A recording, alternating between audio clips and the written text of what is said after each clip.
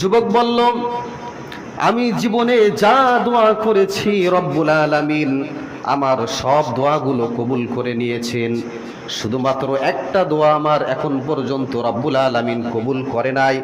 আমি জানি না কেন রব্বুল আলামিন আমার এই দোয়াটা আজও পর্যন্ত কবুল করে নাই। আলহামদুলিল্লাহ الحمد لله نحمده ونستعينه ونستغفره ونؤمن به ونتوكل عليه ونعوذ بالله من شرور أنفسنا ومن سيئات أعمالنا من يهده الله فلا مضل له ومن يضلل فلا هادي له ونشهد أن لا إله إلا الله وحده لا شريك له ونشهد أن سيدنا وحبيبنا ومولانا محمدا عبده ورسوله الذي أرسله بالحق بشيرا ونذيرا وداعيا إلى الله بإذنه وسراجا وقمرا منيرا فقد قال الله تعالى في كلامه المجيد والفرقانه الحميد أعوذ بالله من الشيطان الرجيم بسم الله الرحمن الرحيم قل أرأيتم إن أصبح ماؤكم غورا فمن يأتيكم بماء معين وقال رسول الله صلى الله عليه وسلم من قال لا إله إلا الله وحده دخل الجنة وقال تعالى في شان حبيبه ومحبوبه إن الله وملائكته يصلون على النبي يا أيها الذين آمنوا صلوا عليه وسلموا تسليما اللهم سيدنا مولانا محمد وعلى آل سيدنا شفيعنا محمد اللهم صل على سيدنا مولانا محمد وعلى آل سيدنا شفيعنا محمد بلغ العلا بكماله كشف الدجى بجماله حسنت جميع خصاله صلوا عليه وآله الحمد لله মুআজ্জাজ মুহতারাম মুসল্লি নিজাম মহান আল্লাহ সুবহানাহু ওয়া তাআলার দরবারে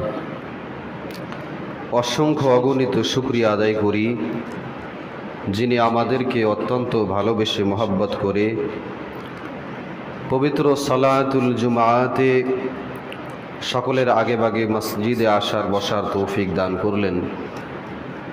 এই জন্য সেই মহান মুনিবের দরবারে তারই শিখানো ভাষায় কালিমাতুশ শুকরিয়া আদায় করি, পড়ি আলহামদুলিল্লাহ। দুরুদ ও সালাম পেশ করি সর্বকালের সর্বযুগের সর্বশ্রেষ্ঠ মহামানব রহমাতুল লিল আলামিন, সাইয়্যিদুল মুরসালিন, খাতামুন নবিয়্যিন মুহাম্মদ আরবি বিশ্বনবী জনাবে মুহাম্মদুর রাসূলুল্লাহ সাল্লাল্লাহু আলাইহি ওয়াসাল্লাম। সম্মানিত মুসাল্লিয়ান ইকরাম, আমরা গত সপ্তাহে আলোচনা করতেছিলাম ইস্তিগফার সম্পর্কে। আজও আমরা তারই ধারাবাহিকতায় ইস্তিগফার সম্পর্কে আরও কিছু জানার চেষ্টা করব। ইস্তিগফার এর শাব্দিক অর্থ হলো ক্ষমা প্রার্থনা করা। ইস্তিগফারের অনেকগুলো পদ্ধতি রয়েছে। সবচেয়ে ছোট যে পদ্ধতি সেটা হলো আস্তাগফিরুল্লাহ। নবীজি সাল্লাল্লাহু আলাইহি ওয়াসাল্লাম নামাজের পরে তাড়াহুড়া না করে ইস্তিগফার আস্তাগফিরুল্লাহ পড়ছেন। বিভিন্ন সময় আস্তাগফিরুল্লাহ সংক্ষিপ্ত যে আস্তাগফিরুল্লাহ এটাও পড়তেন। অন্যান্য আরও অনেক দোয়া আছে, পর্যায়ক্রমে বলবো। তো এই আস্তাগফিরুল্লাহ এটা নামাজের পরে কোনো সময় বাদ যেত না, সব সময় পড়তেন। সহিহ বুখারী শরীফ, আবু দাউদ শরীফের ভিতরে আসছে, যদি কোনো ব্যক্তি নামাজের পরে আস্তাগফিরুল্লাহ এর আমলটা তার ভিতরে জিন্দা করতে পারে সারা জীবনের জন্য, তো এই ব্যক্তির জন্য উপকার হলো এই ব্যক্তির যেই আঙ্গুলের কর গুনে গুনে আস্তাগফিরুল্লাহ পড়বে, লা ইলাহা ইল্লাল্লাহ পড়বে, আল্লাহু আকবার পড়বে, তো এর প্রত্যেকটা আঙ্গুল থেকে হাশরের ময়দানে হজরে আসওয়াদে এই আঙ্গুল থেকে আলো দিবে, সেই আলো থেকে ওই বান্দা জান্নাতের দিকে চলে যাবে। এরপরে তার যে কপাল, ললাট, ফি উজুহিহিম মিন আথারিস সুজুদ, এই কপাল ললাট থেকে আলো দিবে, জান্নাতে যাওয়ার জন্য ওই ব্যক্তির জন্য সহজ হয়ে যাবে। তো যে কথা বলতেছিলাম যে ইস্তিগফার মানুষের জীবনে তার সফলতা অর্জন করার জন্য ইস্তিগফারের বিকল্প কিছুই নাই। আপনি কোন জিনিসটা চিন্তা করবেন, শত সমস্যার ভিতরে থাকবেন, আপনার ইস্তিগফার পড়তে হবে। হাসান বসরি রহিমাহুল্লাহ তিনি তার সন্তান অসুস্থ হয়ে যেতেন, তিনি ইস্তিগফার পড়তেন। তিনি ইস্তিগফার পড়লে তার সন্তান ভালো হয়ে যায়। তিনি সমস্যার ভিতরে আছেন, বলতেন আমি ইস্তিগফার পড়তাম, আমার সমস্যা দূর হয়ে যেত। শত সমস্যার সমাধান একটাই মেডিসিন, সেটা কি? ইস্তিগফার, আস্তাগফিরুল্লাহ, আস্তাগফিরুল্লাহ। আপনি বিস্তারিত পারেন না, সংক্ষিপ্ত বলেন আস্তাগফিরুল্লাহ, আস্তাগফিরুল্লাহ। হাদিসের ভিতরে এসেছে, গত সপ্তাহে আমরা জেনেছি যে 5টি পুরস্কার, আজকে আর 5টি পুরস্কারের কথা বলবো। উদ্দেশ্য কি? ইস্তিগফার আমাদের ভিতরে জিন্দা করা। ইস্তিগফার সব সময় যেন আমাদের ভিতরে বেশি বেশি করে আমরা পাঠ করতে পারি, বেশি বেশি তেলাওয়াত করতে পারি। আল্লাহ রাব্বুল আলামিন আমাদের সকলকে তৌফিক দান করুক। আল্লাহর নবী সাল্লাল্লাহু আলাইহি ওয়াসাল্লাম বলেন, মান লাজিমাল ইস্তিগফার, যেই ব্যক্তি ইস্তিগফারের সাথে আঠার মতো লেগে থাকে, যে ইস্তিগফার কখনো সে ছাড়ে না, সব সময় যে ফ্রি আছে ইস্তিগফার, বিজি আছে ইস্তিগফার, সব কর্মকাণ্ডের ভিতরে আছে, ইস্তিগফার করতে কি কষ্ট হয়? কষ্ট হয় না। আপনি শত ব্যস্ততার ভিতরে থাকলেও মনে মনে আপনি পড়ে ফেলাইতে পারেন। আপনার জোরে পড়তে হবে এমনটা না, আস্তে পড়েন, মনে মনে পড়েন, কিন্তু আপনি পড়তে পারবেন। আল্লাহর নবী বলেন, যেই ব্যক্তি ইস্তিগফার তার মুখের মধ্যে আঠার মতো লেগে যায়, সব সময় সে উঠতে বসতে ইস্তিগফার পড়ে, তার জন্য আল্লাহ রাব্বুল আলামিন 5টি পুরস্কারের ব্যবস্থা রাখবেন। 5টি তার জন্য লাভ। আল্লাহর নবী সাল্লাল্লাহু আলাইহি ওয়াসাল্লাম বলেন, জাআলাল্লাহু লাহু মিন কুল্লি দিকিন মাখরাজা। 1 নম্বর তার জন্য লাভ হলো, যদি কোনো ব্যক্তি ইস্তিগফার বেশি বেশি করে পড়ে, তার জন্য বিপদ আপদ মুসিবত রব্বুল আলামিন দূর করে দিবেন। আপনি সমস্যার ভিতরে আছেন, আপনি বিপদে পড়ে গেছেন, আপনি কি পড়বেন? ইস্তিগফার পড়বেন। আপনার সমস্যা কাটতেছে না মোটে, আপনি বহুত সমস্যার ভিতরে আছেন, দুনিয়ার কোনো মানুষ জানে না আপনার সমস্যার কথা, একজন জানে, কি? আল্লাহ রাব্বুল আলামিন। আল্লাহর নবী বলেন, যদি কোনো বান্দা সব সময় তার কলবের ভিতরে ইস্তেগফার জারি করে রাখতে পারে, এক নম্বর তার বিপদ আপদ মুসিবত এগুলো তার কাছে আসতে পারবে না, এগুলো দূর করে দিবেন। আল্লাহর নবী সাল্লাল্লাহু আলাইহি ওয়াসাল্লাম বলেন, ওয়ামিন কুল্লি হাম্মিন ফারাজা, ওই ব্যক্তির দুশ্চিন্তা দূর করে দিবেন। যদি ইস্তেগফার করতে পারে, মানুষের দুশ্চিন্তা নাই এরকম মানুষ খুঁজে পাওয়া যাবে না। জিজ্ঞেস করেন, হুজুর আপনি কেমন আছেন? আলহামদুলিল্লাহ ভালো আছি। খোঁজ নিয়ে দেখবেন হুজুরের সমস্যা আছে। আপনি কেমন আছেন ভাই? আর বললেন না, এই সমস্যা সেই সমস্যা, সমস্যার শেষ নাই।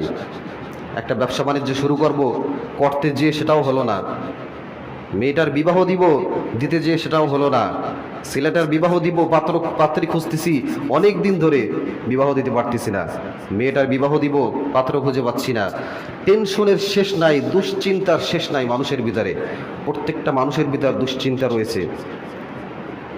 আল্লাহর নবী সাল্লাল্লাহু আলাইহি ওয়াসাল্লাম বলেন, তোমাদের ভিতর যদি দুশ্চিন্তা তোমরা দূর করতে চাও, তাহলে বেশি বেশি করে ইস্তেগফার করো। ইস্তেগফার করলে ওই ব্যক্তির দুশ্চিন্তা আল্লাহ রাব্বুল আলামিন দূর করে দিবেন। আপনি বলতে পারেন, হুজুর ইস্তেগফার তো করি, কন্টিনিউয়াসলি আপনি ইস্তেগফার করেন প্রতিদিন কমপক্ষে 70 বার। কয়জন পড়েন ইস্তেগফার? ইস্তেগফারের পরিমাণ বাড়ায় দেন, আল্লাহর কাছে সাহায্য চান, ইস্তেগফারের পরিমাণ বাড়ায় দেন। আপনার ব্যবসার উন্নতি হচ্ছে না, আপনার পারিবারিক সমস্যা, ব্যক্তিগত সমস্যা, সকল সমস্যার সমাধান ইস্তেগফার। আপনি ইস্তেগফারের পরিমাণ বাড়ায় দেন, আল্লাহ রাব্বুল আলামিন আশা করা যায় দুশ্চিন্তা দূর করে দিবেন। আল্লাহর নবী সাল্লাল্লাহু আলাইহি ওয়াসাল্লাম বলেন, তোমরা দুশ্চিন্তায় ভোগো রিজিক নিয়ে। যদি কোনো ব্যক্তি তার রিজিকের ফয়সালা পেতে চায়, ওই ব্যক্তি যেন ইস্তেগফার বৃদ্ধি করে দেয়। পবিত্র কোরআনুল কারীমে আল্লাহ রাব্বুল আলামিন বলেন, ওয়ায়ারযুকুহু মিন হাইথু লা ইয়াহতাসিব, যেই ব্যক্তি, ওই ব্যক্তির জন্য রিজিকের চিন্তা করা লাগবে না, ওই ব্যক্তির রিজিক কোথা থেকে কিভাবে আসবে ওই ব্যক্তি চিন্তাও করতে পারবে না, এমন জায়গা থেকে ব্যক্তির রিজিক রব্বুল আলামিন দিয়ে দিবেন। ওই ব্যক্তি চিন্তাও করতে পারে না যে এখান থেকে আমার রিজিকটা ছিল, কিন্তু ওইখান থেকে তার রিজিকের ফয়সালা হয়ে যাবে। ব্যক্তি জানে আজকে বাড়িতে গেলে মূলা ছাড়া আর কিছুই নেই কপালে, কিন্তু পাশের বাড়ি থেকে হয়তো কোনো একটা অনুষ্ঠান ছিল, হঠাৎ করে ব্যক্তির বাড়িতে পোলাও, মাংস, গোশ দিয়ে গেছে। ওই ব্যক্তি কখনো জানতো যে আমি বাড়িতে গেলে আমি গোশ দিয়ে ভাত খেতে পারবো? জানতো না। আল্লাহ রাব্বুল আলামিন শুধু তাই নয়, এরকম তো রিজিকের ব্যবস্থা করে দেবেনি, পার্মানেন্টলি রিজিকের ব্যবস্থা করে দিবে। আপনি ফসল উৎপাদন করতেছেন, ফসলের ভিতর রব্বুল আলামিন বরকত দিয়ে দিবেন। আপনি কাজবাজ করতেছেন, কাজের ভিতর রব্বুল আলামিন বরকত দিয়ে দিবেন। আপনি ব্যবসা বাণিজ্য করতেছেন, ব্যবসা বাণিজ্যের ভিতর রব্বুল আলামিন বরকত দিয়ে দিবেন। এক কথায় আপনার যত রিজিকের পথ রয়েছে, আপনি যদি ইস্তেগফারের পরিমাণ বাড়াতে পারেন, আল্লাহর নবী বলেন ওই ব্যক্তির রিজিক নিয়ে টেনশন করা লাগবে না, ওই ব্যক্তির রিজিকের ফয়সালা রব্বুল আলামিন করে দিবেন। 4 নম্বরে আল্লাহর নবী সাল্লাল্লাহু আলাইহি ওয়াসাল্লাম বলেন, যদি ব্যক্তির জীবনে ইস্তেগফার বাড়াতে পারে, ওই ব্যক্তিকে আল্লাহ রাব্বুল আলামিন আযাব দিবেন না। তার সাক্ষী পবিত্র কোরআনুল কারীমের ভিতরে আল্লাহ রাব্বুল আলামিন জানিয়েছেন। আল্লাহ রাব্বুল আলামিন বলেন, ওয়ামা কানাল্লাহু লিউআযিবাহুম ওয়া আনতা ফীহিম ওয়ামা কানাল্লাহু মুআযিবাহুম ওয়া হুম ইস্তাগফিরুন। আল্লাহ রাব্বুল আলামিন বলেন, বান্দা তোমরা যদি তোমাদের জীবনের ভিতরে ইস্তেগফারটা তোমরা জারি রাখতে পারো, ইস্তেগফার চলা অবস্থায় আমি রব্বুল আলামিন ওয়াদা করলাম তোমাদের কখনোই আযাব দেব না। ব্যক্তি বিপদের ভিতরে পড়ে গেছে বা বিপদে পড়ার সম্ভাবনা আছে, এমত অবস্থায় সারাক্ষণ ইস্তেগফার করতেছে, সারাক্ষণ ইস্তেগফার করতেছে, যে কোথাও থেকে কিভাবে যে বিপদ চলে আসবে, আযাব চলে আসতে পারে আমার উপর। তাই বারবার ইস্তিগফার করার কারণে একটা সমস্যা তার ভিতরে পড়তো, এই সমস্যাটা ইস্তিগফার করার কারণে রব্বুল আলামিন দূর করে দিবেন। কোনো ধরনের দুনিয়াবি আযাব, পরকালের আযাব, কোনো ধরনের আযাব, বিপদ আশঙ্কা থাকলে ইস্তিগফার করলে আল্লাহ রাব্বুল আলামিন এটা দূর করে দিবেন। 4 নম্বর, আল্লাহর নবী সাল্লাল্লাহু আলাইহি ওয়াসাল্লাম বলেন এরপর কি করবেন? মুস্তাজাবুদ দাওয়া বানিয়ে দিবেন। মুস্তাজাবুদ দাওয়া কি? মুস্তাজাবুদ দাওয়া এটা বড় চমৎকার একটা জিনিস, যে আপনি দোয়া করবেন, সঙ্গে সঙ্গে দোয়া রব্বুল আলামিন কবুল করে নেবেন। দোয়া করার সঙ্গে সঙ্গে দোয়া কবুল করে নেবেন আল্লাহ তাআলা, এটা কি খুব সহজ জিনিস? এটা কিভাবে হতে পারবে? আল্লাহর নবী বলেন, যদি কোনো ব্যক্তি তার জীবনে ইস্তিগফার বাস্তবায়ন করতে পারে, আঠার মতো ইস্তিগফার লেগে থাকবে তার শরীরে, তার মুখ থেকে ইস্তিগফার সরবে না, ওই ব্যক্তির জন্য দোয়া করতে দেরি রব্বুল আলামিন দোয়া কবুল করতে দেরি করবেন না। ইস্তিগফার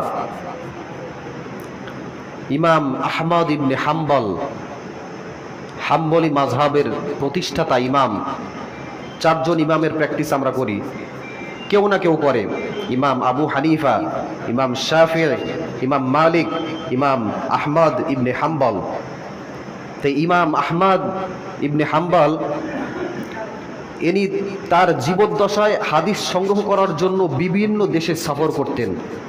তার সফরের একটা ঘটনা থেকে তিনি বর্ণনা করেন যে আমি একদিন হাদিস সংগ্রহ করার জন্য পথিমধ্যে রাস্তায় বের হলাম।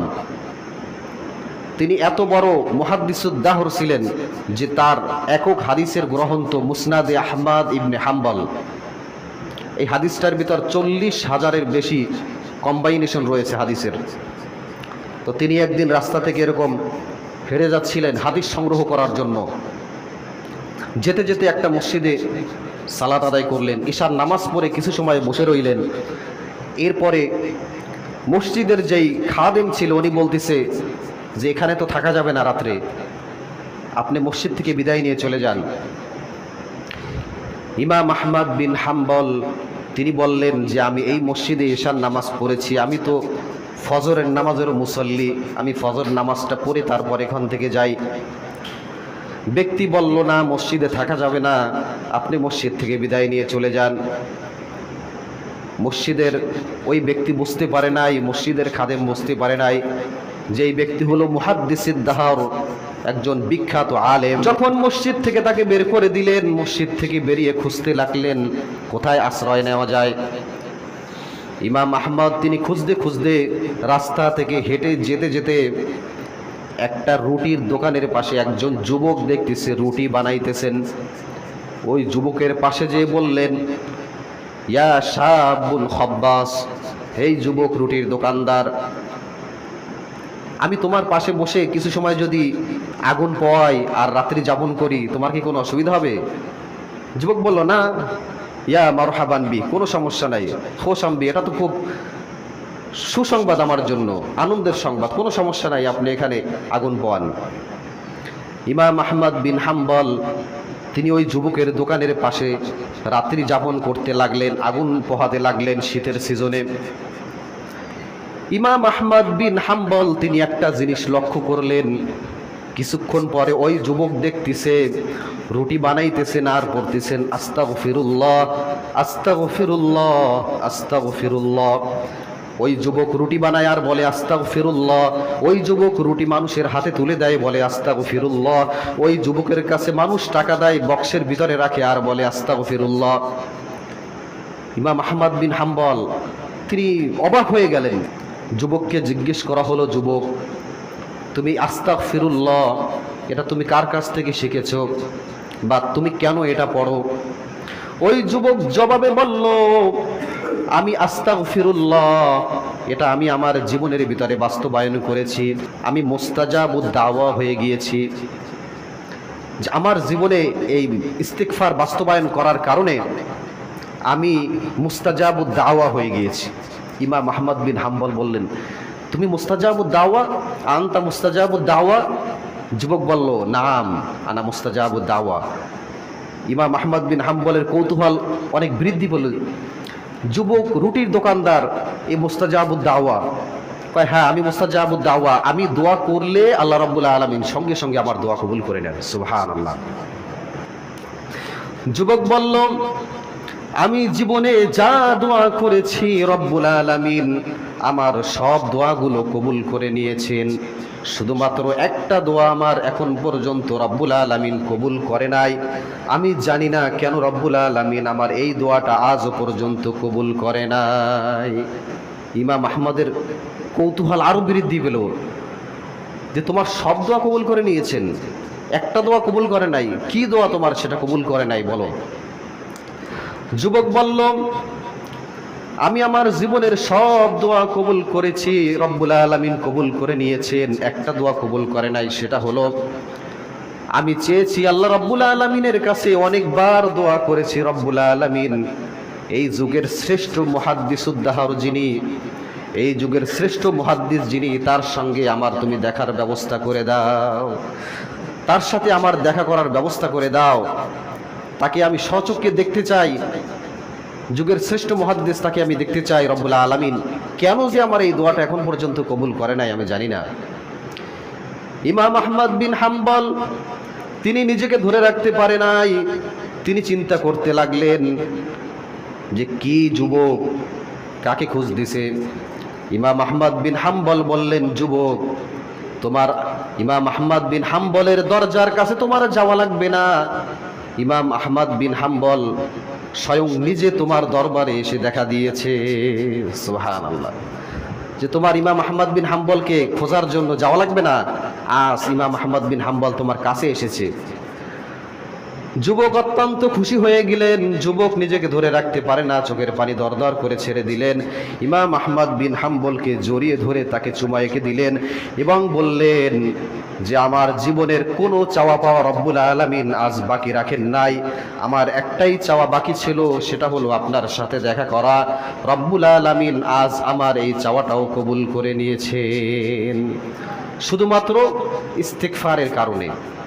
ওই যুবকের কোনো যোগ্যতা ছিল না, হয়তোবা ওই যুবক রব্বুল আলামিনের সাথে ভালো সম্পর্ক গড়তে পেরেছিলেন, ওই যুবক ইস্তিগফারের সাথে সম্পর্ক ভালো গড়েছিলেন, হয়তোবা এই কারণে রব্বুল আলামিন ওই যুবককে মুস্তাজাবুদ দাওয়া বানিয়ে দিয়েছেন। এজন্য ইস্তিগফার নিজের জীবনের ভিতরে বেশি বেশি করে বাস্তবায়ন করার চেষ্টা করতে হবে। পারা যাবে না ইনশাল্লাহ? ইস্তিগফারে অনেকগুলো পদ্ধতি রয়েছে, কমপক্ষে আস্তাগফিরুল্লাহ এটা বলা কি কঠিন কাজ? আস্তাগফিরুল্লাহ আস্তাগফিরুল্লাহ যারা কমপক্ষে বিস্তারিত না পারেন, শুধুমাত্র আস্তাগফিরুল্লাহ আস্তাগফিরুল্লাহ আস্তাগফিরুল্লাহ।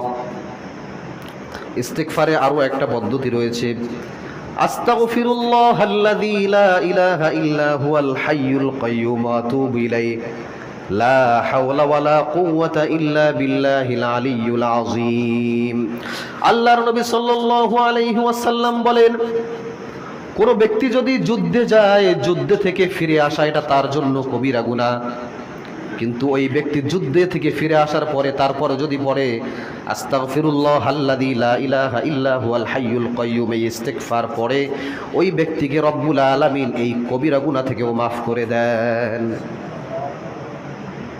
এরপরে ইস্তিগফার আরো পদ্ধতি রয়েছে।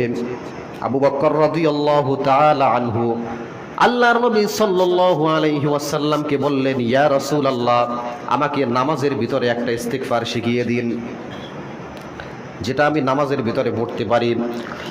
আল্লাহর নবী সাল্লাল্লাহু আলাইহি ওয়াসাল্লাম বললেন, তুমি নামাজের ভিতরে পড়বে, আমরা সবাই একইটা পড়ি, আল্লাহুম্মা ইন্নী যালামতু নাফসি যুলমান কাসীরা ওয়া লা ইয়াগফিরুয যুনুবা ইল্লা আনতা ফাগফিরলি মাগফিরাতাম মিন ইনদিক ওয়ারহামনি ইন্নাকা আনতাল গফুরুর রহিম। রব্বুল আলামিন আমাকে ক্ষমা করে দিন, আমি বড় গুনাহগার, আপনি রহমান, আপনি ক্ষমাশীল, আপনি দয়ালু, আপনি আমাকে ক্ষমা করে দিন। যেখানেই ক্ষমার জায়গা, যেখানেই মাফ চাওয়ার জায়গা, সেটাই ইস্তিগফার। আল্লাহ নবী সাল্লাল্লাহু আলাইহি ওয়াসাল্লাম এটাও বলেছেন তোমরা ইস্তিগফার হিসাবে এটাও পড়বে, এটা তো আমরা অলরেডি নামাজে পড়ি। ইস্তিগফারের সবচেয়ে চমৎকার যে ইস্তিগফার, সবচেয়ে সেরা যে ইস্তিগফার, সেটা গত জুমায় না তার আগের জুমায় বলতেছিলাম যে সাইয়্যিদুল ইস্তিগফার, ইস্তেগফারের সেরা ইস্তেগফার।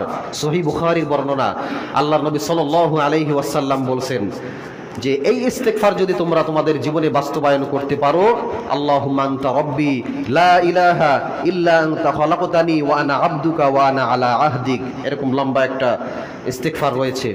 এই ইস্তেগফারের মর্যাদা তাৎপর্য কি? ওই ব্যক্তি যদি সকালে মৃত্যুবরণ করে, ওই ব্যক্তি যদি সকালে তেলাওয়াত করে ইস্তেগফারটা, সকাল থেকে সন্ধ্যা পর্যন্ত এই সময়ের মধ্যে যদি ব্যক্তি মৃত্যুর হয়ে যায়, মৃত্যু হওয়ার সঙ্গে সঙ্গে ব্যক্তি জান্নাতি হয়ে যাবে। সুবহানাল্লাহ। সন্ধ্যায় যদি ওই ব্যক্তি সাইয়্যিদুল ইস্তেগফার পড়ে, সন্ধ্যা থেকে পরবর্তী দিন সকাল পর্যন্ত এই সময়ের ভিতরে যদি ব্যক্তি মৃত্যুবরণ করে, ওই ব্যক্তিকে আল্লাহর নবী সাল্লাল্লাহু আলাইহি ওয়াসাল্লাম বলেন যে আল্লাহ সুবহানাহু ওয়া তাআলা নিশ্চিত ওই ব্যক্তিকে জান্নাতে দিয়ে দিবেন। সুবহানাল্লাহ। ইস্তেগফারের অনেকগুলো পদ্ধতি রয়েছে, আমরা যেটা পারি, যেটা সহজ হয়, আর যদি সম্ভব হয় সবগুলো পড়ার, তার মধ্যে আলহামদুলিল্লাহ আমাদের জন্য ভালো। আর যদি না পারি, অন্তত ইস্তেগফারের ছোট যেই পদ্ধতি আস্তাগফিরুল্লাহ আস্তাগফিরুল্লাহ, এটা আমরা পড়ার চেষ্টা করব। পারবো না ইনশাআল্লাহ? সাইয়্যিদুল ইস্তেগফার, সাইয়্যিদুল ইস্তেগফারটা সকলের জন্য বলি, খুব সহজ। যাদের টাচ ফোন আছে, গুগলে যে সার্চ দিবেন সাইয়্যিদুল ইস্তেগফার, সঙ্গে সঙ্গে দেখবেন একাধিক পরিমাণে আপনার ওই ইস্তেগফার লেখা চলে আসছে। ইমেজের ভিতর চলে যাবেন, ইমেজের ভিতর দেখবেন আপনার অর্থ সহকারে সুন্দরভাবে সাইয়্যিদুল ইস্তেগফারটা লেখা আছে, বিস্তারিত। এখান থেকে কালেক্ট করতে পারবেন।